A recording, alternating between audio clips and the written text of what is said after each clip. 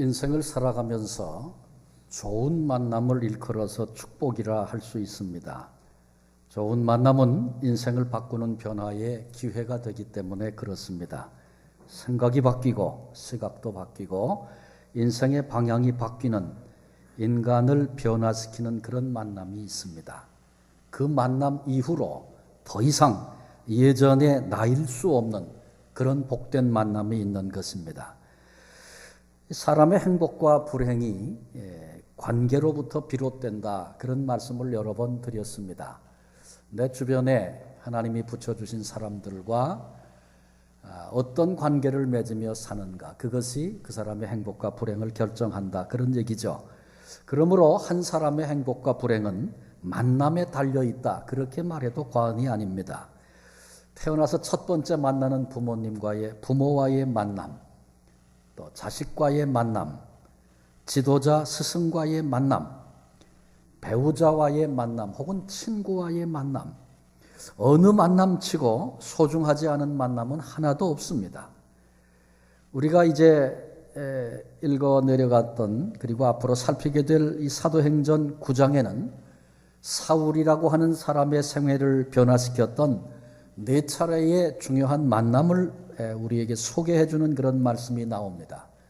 오늘과 그리고 다음 주 2주간에 걸쳐서 사울의 이 같은 만남을 살펴보면서 이때 우리에게 주시는 은혜를 함께 나누려고 합니다. 사울의 첫 번째 만남은 주님과의 만남입니다. 신앙도 만남으로부터 시작된다, 그렇게 말해서 틀림이 없습니다. 그리스도인이 되었다는 말은 그리스도를 만났다는 말과 같습니다. 하나님을 믿는다는 말은 하나님을 만났다는 말과 같습니다. 성경에 보면 하나님을 만나고 수지 맞은 사람들의 이야기가 많이 기록되어 있습니다. 노아도 하나님을 만나고 수지 맞은 사람 중에 하나입니다. 인류가 심판을 받고 모두가 다 멸망하는 그 엄청난 고통과 두려움 속에서 노아와 그 가족은 하나님께로부터 구원을 경험하게 됩니다. 아브라함도 하나님 만나고 수지 맞은 사람입니다. 종국에 그는 믿음의 조상이라 불리움을 받게 되었고, 자녀들에게 열방을 향해서 축복을 흘려보내는 그런 특별한 인생이 되었습니다. 모세를 우리는 기억합니다. 모세도 하나님 만나고 수지 맞은 사람이었죠. 왕궁에 살면서 꿈도 있었습니다. 그러나 그 꿈을 다 접어야 했습니다.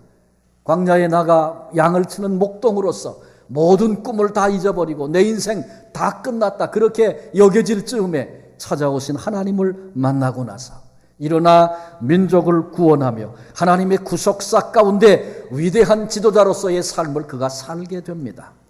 신약에 막달라 마리아라고 하는 여인이 나옵니다. 이 여인도 예수 만나고 수지 맞은 사람 중에 한 사람입니다. 7 귀신 들렸었습니다. 그래서 사람들은 다 이 여자를 미친 사람 취급했습니다. 아니, 실제 삶이 그와 같았습니다. 그런데 이런 것들이 온전히 회복되어졌고 후일에 부활하신 주님을 누구보다도 가장 먼저 만나 배우는 그런 특권을 누리게 됩니다. 바울이라고 하는 사람은 기독교 역사상 예수님을 제외하고는 가장 큰 영향을 끼친 인물이었다, 이렇게 말해서 아무도 이의를 제기하지 않습니다. 그 사람의 본래 이름은 사울이었습니다. 그런데 사울은 도저히 예수를 믿을 수 없는 사람이었습니다. 유대인 중에 유대인이었고 정통 중에 정통 유대교인이었습니다. 그래서 예수 믿는 사람들을 사교 집단 정도로 여겼습니다. 이들은 전통을 무시하고 뿌리채 뒤흔드는 그런 악한 무리들이라고 생각했습니다. 그래서 스데반을 돌로 쳐 죽일 때 전혀 양심의 가책도 받지 않았습니다. 오히려 이런 일들이 하나님의 영광을 지키는 하나님을 위한 사명이라고 생각했습니다.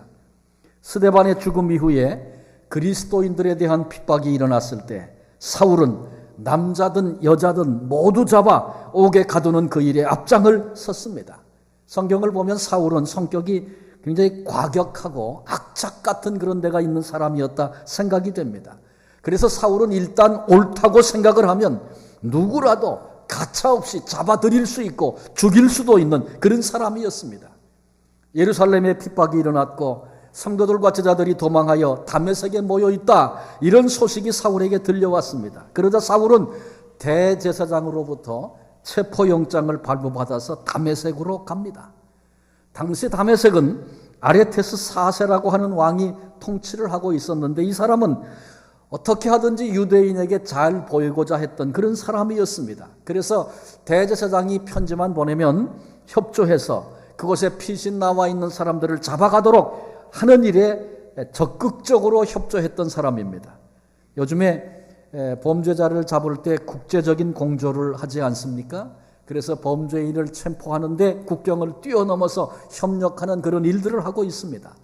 만일 한국에서 범죄한 사람이 캐나다로 도망을 와 있다면 국제 공조를 통해서 이 사람을 체포하고 이송하는 일에 캐나다가 적극적으로 협조하는 것, 그것과 같은 의미로 오늘 본문의 이야기를 생각하면 됩니다. 이런 허락을 받고 이런 권세를 가진 사울이 다메섹에 거의 다 도달했을 때 그때는 시간이 낮이었습니다. 그런데 빛나는 태양보다 훨씬 더 밝은 빛이 하늘로부터 비쳤습니다. 사울이 다메섹을 향하여 가다가 그 앞에 거꾸로져 쓰러집니다. 그때 음성이 들렸습니다. 사울아, 사울아, 내가 어찌하여 나를 핍박하느냐?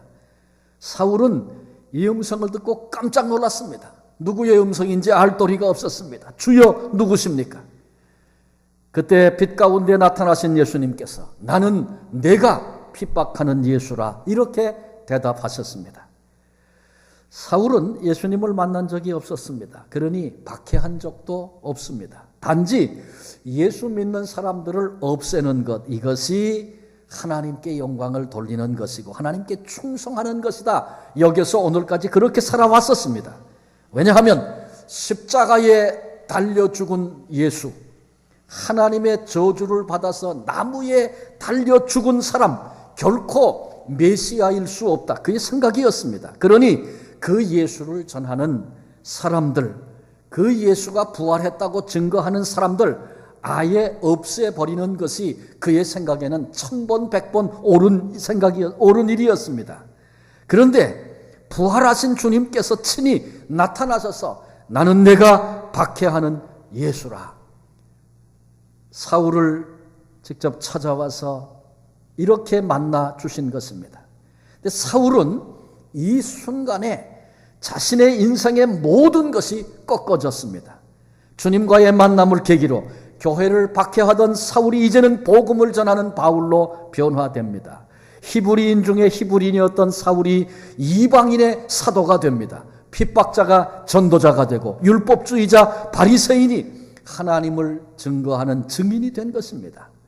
이 놀라운 변화가 주님과의 만남을 통해서 이루어졌습니다. 이로부터 한 30년쯤 지난 후에 바울이 빌립보 교회에 편지하면서 자신의 그 과거의 이야기를 간증할 때 이렇게 말합니다. 다메섹 도상에서 나는 주님께 붙잡혔습니다, 이렇게 고백을 하고 있습니다. 사울이 그날 예수 믿는 사람들을 체포하려고 잡으려고 다메섹으로 달려갔는데 그날 부활하신 주님이 찾아오셔서 부활하신 주님이 사울을 사로잡으시고 사울을 체포하신 것입니다. 주님과의 만남이 사울로 바울되게 하셨습니다. 삶 전체가 바뀌게 하신 것입니다. 오늘까지 사울은 수많은 만남을 통해서 영향을 받기도 하고 영향을 주기도 하며 그렇게 살던 사람입니다. 그런데 그 생의 근원적인 모든 것들을 변화시키는 이 놀라운 만남을, 이 놀라운 사건을 예수 그리스도를 만남을 통해서 저가 경험하게 됐다라고 하는 것이죠. 두 번째 사울의 만남은 아나니아와의 만남입니다. 사울은 아나니아를 통해서 예수님을 영접하게 됩니다. 하나님이 친히 복음이 되셨습니다. 하나님께서 친히 우리와 같은 인간의 몸을 입으시고 인간 스스로 어찌할 수 없는 모든 죄악과 그 죄악의 결과인 수치와 멸망을 친히 끌어안으시고 십자가에 의로우신 예수님께서 대속의 죽음을 죽으심으로 이 소식을 듣고 믿는 자마다 멸망치 않고 영생을 얻는 복음이 되어주신 것입니다. 그러나 하나님께서는 복음을 전하는 이 일을 당신이 직접 하지 않기로 정하셨습니다. 천사들을 시켜서 하겠다 그렇게 정하지 않으셨습니다. 오히려 먼저 이 복음을 들은, 이 은혜를 경험한 사람들을 통해서, 성도들을 통해서, 하나님의 자녀들을 통해서 이 복음을 전하는 일을 하겠다. 하나님 그렇게 작정하셨습니다. 그래서 복음 전하는 일을 천사도 흠모하는 일이다. 그렇게 말하지 않습니까? 주에게 부탁하신 일, 천사도 흠모하겠네. 천사는 하고 싶어도 할 수 없는, 왜? 하나님께서 그 사명을 하나님의 자녀들에게만 맡기셨기 때문에 하고 싶어도 하지 못해서 목말라 하는 천사들의 그 흠모함을 신앙으로 노래하고 있는 것이죠. 복음 증거, 그렇습니다. 성도들에게만, 자녀들에게만 맡기신 일입니다. 그러므로 우리가 입을 닫고 복음을 증거하지 않는다면 복음은 전해지지 않을 것입니다. 비극적인 결과를 가져오게 될 것입니다. 여기 사는 길, 구원의 길, 생명의 길이 열렸음에도 전하는 자가 없어서 듣지 못해 여전한 멸망밖에는 갈 수 없는 비극적인 인생이 되고 말 것입니다. 하나님께서 이 같은 복음 증거를 반드시 성도들을 통해서 하시겠다 그렇게 정하시고 구원하시기로 작정하신 사람들에게 준비된 사람을 하나님이 보내셔서 그 일을 이루십니다. 앞장인 사도행전 8장 우리가 이미 살폈습니다. 에디오피아 여왕 간다게의 내시가 길을 갈 때에 하나님께서 멀리 사마리아로부터 빌립을 보내셔서 마침내 이 내시를 구원하심으로 한 나라와 민족 속에 복음이 들어가는 놀라운 일을 행하셨습니다. 그래요. 그때 필요한 사람을 하나님이 보내셔서 그 역사를 이루신 것입니다. 오늘 본문에도 사울에게 준비된 한 사람 아나니아를 보내시지 않습니까? 아나니아는 다메섹에 사는 경건한 그리스도인이었습니다. 주는 은혜로우시다. 그런 의미의 뜻이 아나니아라고 하는 이름의 뜻입니다. 하나님께서 아나니아에게 환상 중에 나타나셨습니다. 환상이라는 말과 꿈이라는 말을 거의 같이 쓰는데 꿈이라고 하는 것은 잠을 잘 때 수면 중에 하나님이 어떤 그림을 보여주시는 것이라면 환상이라고 하는 것은 깨어있는 상태에서 하나님께서 어떤 그림을 보게 하시는 것입니다. 그런데 환상 중에 하나님이 나타나셔서 사울에게 가서 그를 위하여 기도해 주라 그렇게 말씀하셨어요. 아주 구체적으로 어디 사는지 거리 이름까지 말씀하십니다. 너 이제 직가라고 하는 거리로 가서 유다의 집에 5 사울이 거기 지금 머물고 있는데 그에게로 가라. 그런 하나님의 말씀이 아나니아에게 떨어진 것입니다. 근데 그 당시에 사울이라고 하는 사람은 성도들을 핍박하는 무서운 사람이다. 모두가 다 아는 사실이었습니다. 그러니 이 하나님의 음성을 들었던 아나니아가 겁이 나서 못 갑니다. 내가 알기로는 그 사람이 여기 온 것도 예수 믿는 사람 잡으러 온 것으로 내가 알고 있는데 어떻게 가서 그를 위하여 기도할 수 있겠습니까? 하나님의 말씀 앞에 열심을 내서 순종하고 싶은 마음이 아나니아에게 전혀 없었습니다. 본문 15절 16절에 주께서 이르시되 가라. 이 사람은 내 이름을 이방인과 임금들과 이스라엘 자손들에게 전하기 위하여 택한 나의 그릇이라.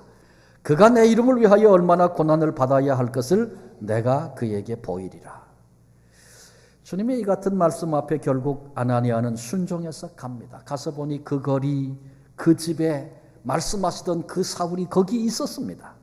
형제 사울아, 주 곧 내가 오는 길에서 나타나셨던 예수께서 나를 보내어 너로 다시 보게 하시고 성령으로 충만하게 하신다. 여러분 이때 사울이 얼마나 좋았겠습니까? 형제 사울아 이 말을 듣는 순간에. 왜요? 사울은 예수님을 만나고 자신의 인생이 엉망진창이 되었다는 사실을 지금 사실로 경험하고 있습니다. 지금까지 믿던 것이 다 무너져버리고 말았습니다. 이제까지 잘하는 일인 줄로 알고 자기의 생명을 걸었었는데 그것이 하나님의 가장 큰 사랑을 거부하는 가장 못된 일이었다는 사실을 이제 알게 된 것입니다. 하나님의 저주를 받아 죽었다 그렇게 생각했던 예수께서 다시 살아나신 것, 그래서 자신을 만나 주신 것 틀림없는 사실로 경험을 했습니다. 그리고 나서 내가 이제 앞으로 도대체 어떻게 살아야 한다는 말인가? 더군다나 빛으로 찾아오신 예수님을 만나고 눈이 어두워져 앞을 볼 수 없게 됐습니다. 밥을 먹을 마음도 없고 물을 마실 마음도 들지 않습니다. 이렇게 고통하고 있는 그런 바울, 방황하고 있는 이런 바울을 어떤 사람이 찾아왔습니다. 그리고 말합니다. 형제여, 당신이 만난 예수께서 나를 보내셨다. 여러분, 이거보다 더 큰 복음이 어디 있겠어요? 이보다 더 큰 기쁜 소식이 어디 있겠어요? 내가 박해했던 그 예수님께서 친히 사람을 보내셔서 나를 위해 기도하게 하신다. 이보다 더 좋은 일이 어디 있겠습니까? 아나니아가 사울을 위해서 안수하며 기도했습니다. 그때 눈에 비늘 같은 것이 벗어지고 다시 보게 됩니다. 그리고 사울은 즉시 일어나 세례를 받았다. 주님을 향한 참된 신앙의 고백을 하게 된 것입니다. 그리고 음식을 먹었다. 완전히 회복된 모습을 설명하고 있습니다. 이렇게 해서 사울이 바울이 되었습니다. 자, 사울이 아나니아를 만났던 이 사건이 우리에게 주는 교훈이 몇 가지 있습니다. 한 가지는 하나님은 아무리 이름 없는 성도라 할지라도 소중하게 사용하실 수 있다는 것입니다. 만일 사울의 회심이, 본장의 사울의 회심이 없었다면 우린 신앙생활하면서 아나니아라고 하는 이름을 결코 들을 수 없었을 것입니다. 본 사건에만 등장하는 아나니아, 이름 없는 성도였습니다. 그럼에도 그를 하나님께서 귀중하게 사용하신 것입니다. 우리는 다 그리스도인들로서 그렇게 명성을 날리고 그러는 사람들 아닙니다. 그러나 그런 우리들을 하나님께서 얼마든지 소중하고 중요한 일에 사용하실 수 있다는 사실을 알아야 합니다. 하나님 앞에 정작 중요한 것은 명성이 아니고 충성이라는 사실을 잊지 말아야 합니다. 내가 얼마나 이름이 알려져서 사람들이 다 훤히 알고 있는가, 그런 게 중요한 게 아니고 오늘 지금 여기서 내가 하나님 앞에 진정한 충성을 드리고 있는가, 그것이 중요한 것입니다. 두 번째 교훈은 하나님의 뜻에 순종하는 것을 결코 두려워할 필요가 없다라는 사실입니다. 아나니아의 경험이 이 같은 일을 우리로 깨닫게 합니다. 아나니아가 사울에게 나는 갈 수 없습니다. 사울에게 갈 수 없었던 그 타당한 이유들을 아나니아가 말했습니다. 그러나 결국은 믿음으로 순종하게 됐죠.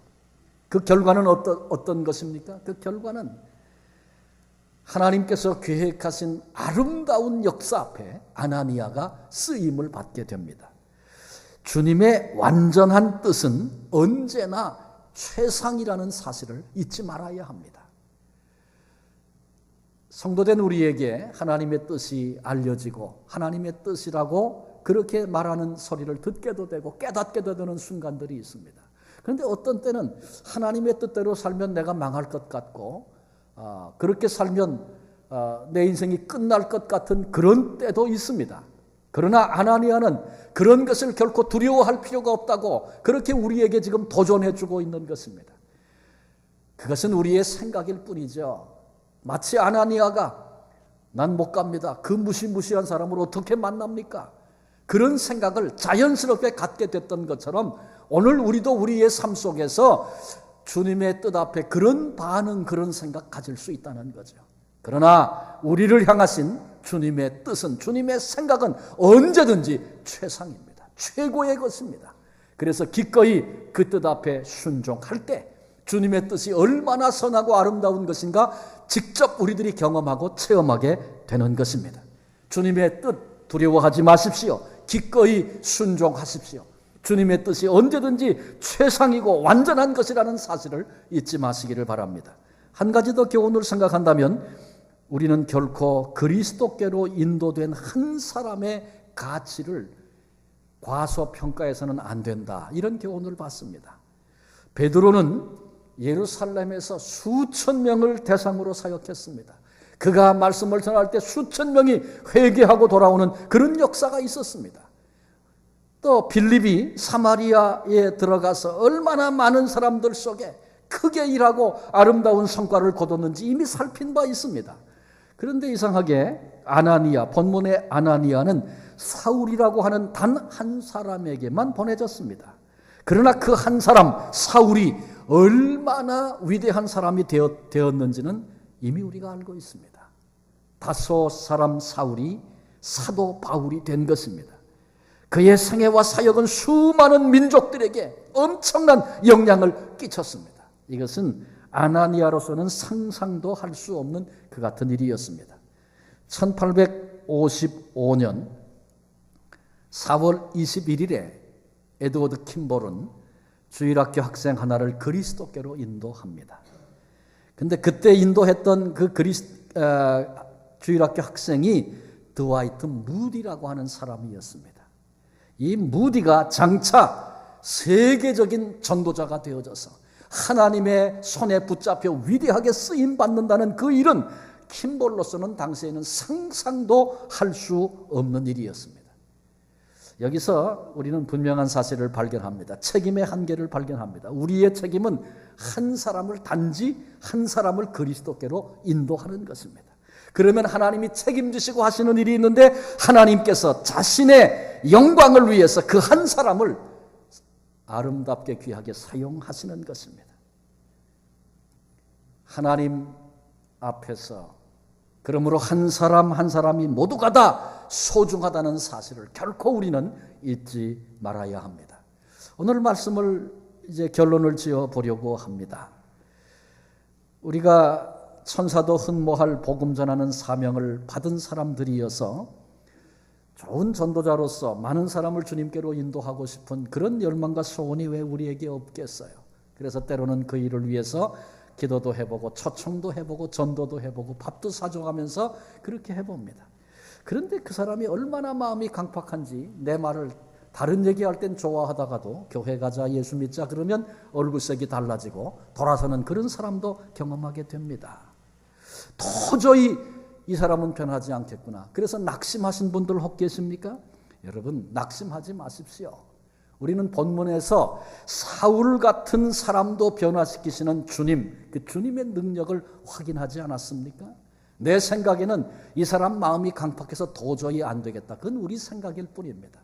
주님께서 만나주시면 사울 같은 사람도 변화되어 바울이 되었는데 내가 포기하려고 했던 그 사람의 영혼 속에, 심령 속에, 가정 속에, 인생 속에 주님께서 놀라운 변화 얼마든지 일으켜 주실 수 있는 그런 주님이십니다. 그러니 결코 쉽게 포기하지 말라 그런 얘기죠. 또 우리 중에는 멀리 떨어진 한국에 계신 안 믿는 부모님, 또 안 믿는 형제들, 친구들 위해서 그들의 구원을 위해서 기도하시는 분들 계신 줄로 압니다. 기도는 오래전부터 했지만 잘 되지 않아서 낙심하시는 분 혹 계시지 않습니까? 여러분 낙심하지 마십시오. 사울을 위해서 아나니아를 예비하셨다가 보내셨던, 그래서 그 하나님의 역사를 이루셨던 그 이야기를 우리가 지금 나누지 않았어요? 우리 주님께서는 반드시 복음으로 인도할 한 사람을 예비해 두셨다가 보내주신다. 이 놀라운 사실을 믿으시기를 바랍니다. 그러므로 포기할 필요가 없습니다. 낙심할 필요 없습니다. 끊임없이 믿고 기도하십시오. 아무개 속에 복음을, 주님의 이름을, 주님의 말씀을 들을 마음이 생겨지게 해 주십시오. 아무개 그에게 준비된 한 사람을 주여 보내주십시오. 낙심하지 않고 믿고 기도하면 그 역사 이루시는 분이 우리 주님이셨음을 우리 입술을 통해서 간증하게 되고 찬양하게 될 것입니다. 동시에 생각해야 할 것이 있습니다. 하나님이 복음을 위해서 보내신 그 한 사람이 바로 나 자신은 아닌가 생각해 보아야 합니다. 오늘부터 우리 교회가 멋진 향기 9기를 시작합니다. 하나님께서 예비하신 사람들, 우리를 통해서 반드시 구원하기를 하나님께서 원하고 계십니다. 우리는 일찍부터 VIP를 정하고 또 이제는 그들을 게스트로 이제 초청을 해서 그분들의 이름을 불러가면서 우리가 기도해 왔습니다. 그 사람들의 이름을 부르며 하나님 손에 맡겨드린 거, 여러분 이건 우연이 아닙니다. 하나님은 이 사역 속에 나로 하여금 적극적으로 순종하는 그런 존재가 되기를 원하십니다. 한 사람을 그리스도께로 인도하는 것이 얼마나 귀한 일인가 우리가 말씀을 듣지 않았습니까? 그러므로 안 된다고 결코 포기하지 말고 사울을 바울 되게 하신 하나님을 기억하면서 하나님께서 맡기신 귀중한 사명 앞에 순종할 때 하나님이 그 만남을 복된 만남이 되도록 역사해 주실 것입니다. 오늘 저녁 5시에 시작이 됩니다. 온다고 몇 번 작정을 했다가 또 안 온다 그러고 변덕스럽고 너무 이제는 지쳐서 내가 못하겠습니다. 여러분 그러지 마시고 오늘 저녁 5시니까 한 번 더 전화도 해보시고 한 번 더 만나보세요. 그 마지막 한마디가 어떤 일을 일으킬지 아무도 알지 못합니다. 이런 생각들을 좀 해보면 좋겠어요. 이번에 우리가 게스트들을 모시고 이번 10주 동안 섬기게 될 텐데 현재는 32명이 참석하기로 작정을 했고 그 중에 9명이 한 번도 예수를 믿어본 적이 없는 불신자들입니다. 여러분 엄청난 일 아닙니까? 한 사람이 하나님께로 돌아와서 그를 통해 이루시고 맺을 열매가 얼마나 큰지 우리는 모릅니다. 근데 우리가 그간에 기도했는데 전혀 예수님을 모르는 사람 9분이 이번에 참석하겠다고 작정을 했어요. 오늘 저녁에 참여하게 될 것입니다. 방해하는 세력도 있고 또 반대하는 그런 일도 있고 문제도 생기는 거 우리가 압니다. 그러나 성령께서 또한 도와주시고 힘을 주실 것입니다. 그래서 아나니아를 통해서 사울이 주님을 영접하게 됐던 것과 같이 이번에 이 게스트로서 참석하시는 분들이 이번 멋진 향기가 그들 인생 속에 주님을 만나는 담에색이 될 수 있도록 기도로 섬겨주시기를 바랍니다. 이건 우리 교회 전체에 주신 사역이기 때문에 맡은 분들 잘 해보세요. 그렇게 하면 역사가 일어나지 않습니다. 우리 교회 전체가 한 분 한 분이 지금 중요한 사역이 진행되고 있다는 사실을 알고 기도로 동참하고 참여하는 그런 관심과 헌신들이 필요합니다.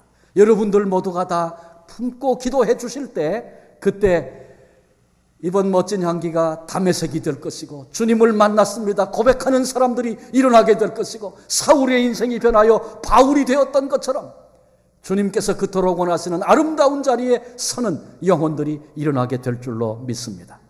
또한 봉사자들 이번에 섬기게 됩니다. 마치 보내심을 받은 아나니아처럼 내 생각 여러 가지 있죠. 그러나 주님께서 말씀하실 때 그 말씀 앞에 결국 순종했더니 그 하나님의 뜻이 그 주님의 말씀이 가장 온전하고 귀한 것이었다는 것 경험하게 되지 않았습니까?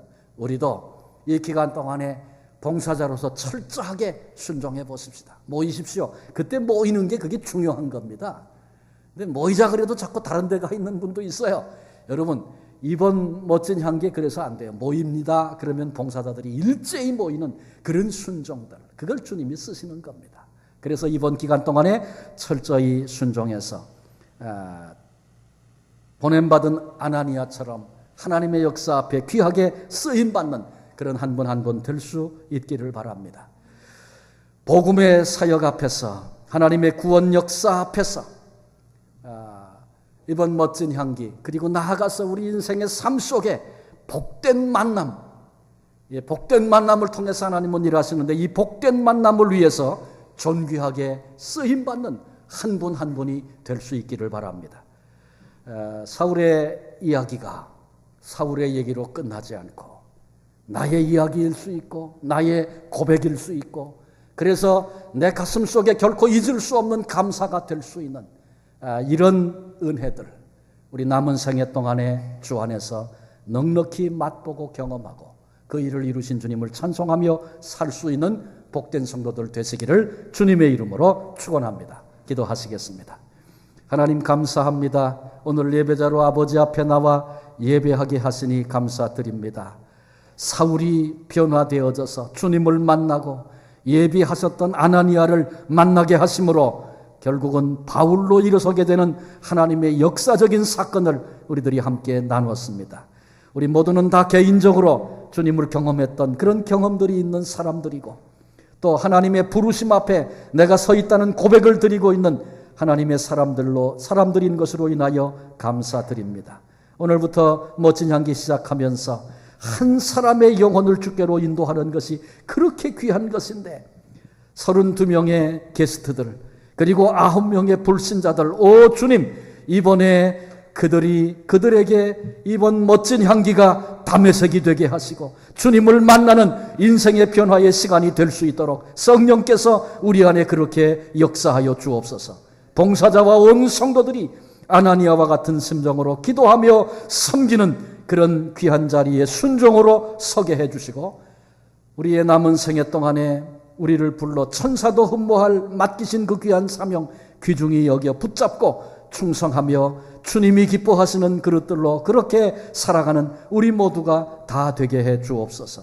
우리 속에 슬픔을 당한 이도 있고 무거운 짐을 지고 신음하며 오늘 육체의 약함과 고통 속에 있는 그런 이들도 있습니다. 어떤 형편 중에 있든지 우리를 선히 인도하실 주님을 바라보고 여전한 순종의 걸음을 걸어 그 일을 행하신 주님을 찬송하는 증인들 다 되게 하여 주옵소서. 감사하옵고 귀하신 예수님의 이름으로 기도합니다. 아멘.